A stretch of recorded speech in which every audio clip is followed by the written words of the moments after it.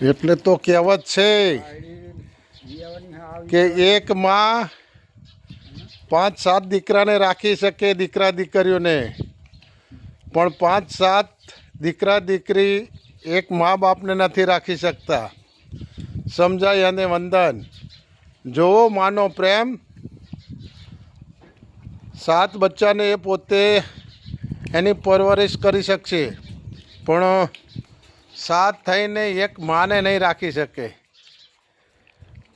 આ તો પશુ ઉપર આપણે વિડીયો બનાવ્યો, પણ વાસ્તવિક જીવનમાં પણ માણસનું પણ આવું જ છે.